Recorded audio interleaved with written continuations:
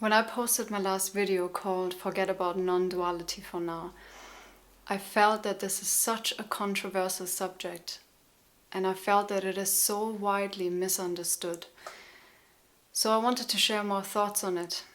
I wanted to elaborate more on where I'm coming from in what I'm saying in my last video. So I think many people get hung up on the rational aspect of the concept of non-duality. They think all you have to do is just change your belief, change your perspective, and that's it. You're already there in the realm of non-duality. But it's just not how it works. It's not as simple as that. And this is actually a very superficial way of approaching it. So changing your perspective is a process. It involves a journey. It requires actual work, inner work. It requires a shift on a frequency level. It requires a transition into a different dimension. Like changing the belief or a paradigm shift is part of that, but it's just not sufficient. The change has to happen on an energetic level. So unless you hold the frequency of oneness, you are far from it. Unless you can feel a sense of togetherness and oneness and non-duality, you are far from it. People who mainly operate within the rational domain are usually very cut off from their feelings. But then they have this confidence, this intellectual confidence, as if they really know how things are. But they don't, because true knowing can only happen within the heart, not within the mind. So we're constantly fluctuating between these two realms. The realm of non-duality and duality. And at least most people are.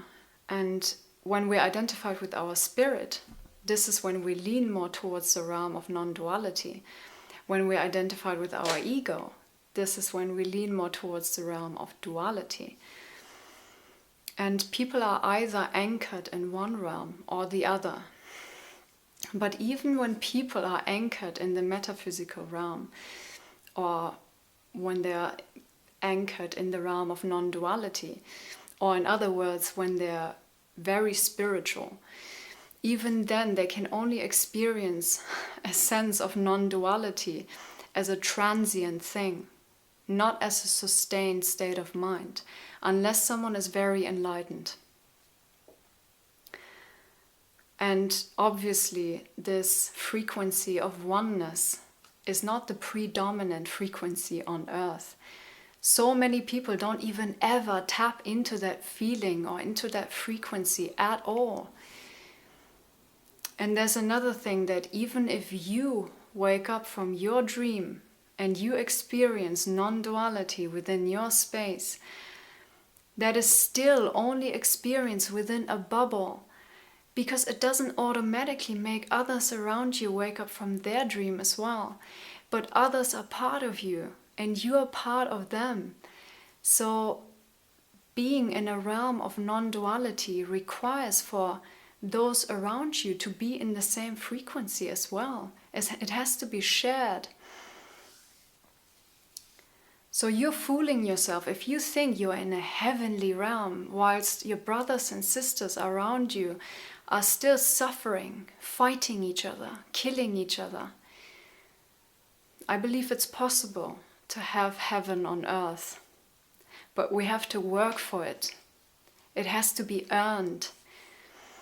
And I don't believe it's possible for everyone in this lifetime to get there. I believe there's going to be some sort of population split, where part of the population is going to experience non-duality within the realm of duality, and the other part of the population is going to experience a very different reality. So when people are so stubbornly holding on to this concept of non-duality, all I see is a resistance that is hiding behind that. A resistance towards doing the actual work. An unwillingness to transcend the ego. The ego will always run and hide and kick and scream and deceive for as long as it can, because it will never voluntarily accept its own death.